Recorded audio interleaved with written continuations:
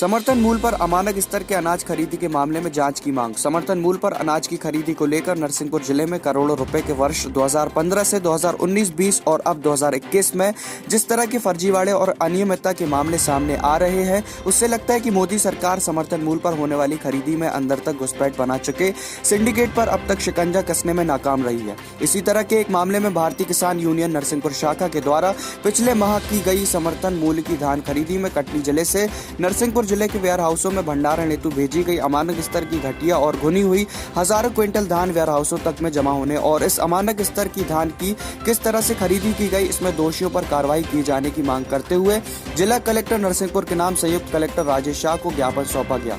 गौरतलब है कि नरसिंहपुर जिले में वर्ष 2015-16 से लेकर 2018-19 समर्थन मूल्य में अनाज खरीदी के फर्जीवाड़ा को लेकर जिले के सामाजिक कार्यकर्ताओं सहित किसानों के संगठनों ने सीबीआई से तक जांच कराए जाने की मांग कर चुके हैं, किंतु लगातार हो रहे करोड़ों के फर्जीवाड़े के बाद भी केंद्र की मोदी सरकार समर्थन मूल्य पर अनाज के फर्जीवाड़े में संलिप्त माफियाओं पर अब तक ठोस कार्रवाई नहीं कर पाई।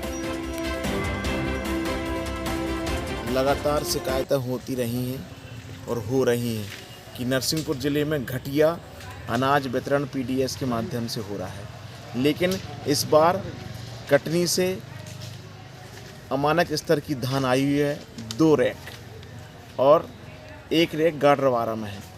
ऐसा ही उज्जैन से 2 रैक अमानक स्तर का सड़ा हुआ गेहूं आया है, उसमें से कीड़े वगैरह निकल रहे हैं। ऐसी धान में भी कीड़े निकल रहे हैं। उस धान से चावल बनाकर हमारे यहाँ नरसिंहपुर ज़िले के पीडीएस दुकानों में वितरण हेतु वो आई हुई है। जब ऑलरेडी हमारा नरसिंहपुर ज़िला कृषि प्रधान ज़िला है, जहाँ पर सारी अनाज इतने होते हैं कि हमारे यहाँ से उसका निर्यात होता है, दूसरे ज़िलों में जाता है, दूसरे प्रदेशों में जाता है।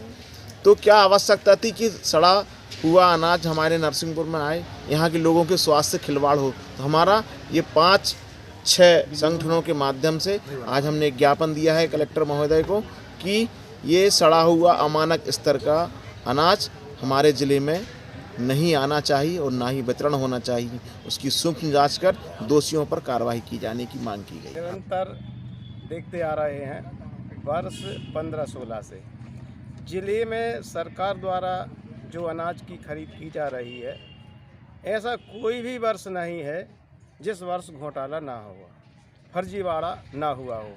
चाहे आप गाडावाड़ा को ले लो या तेंदुखेड़ा को ले लो या नरसिंहपुर को ले लो या अन्य जगह खरीद होती है, जहाँ पर घोटाला ही घोटाला है।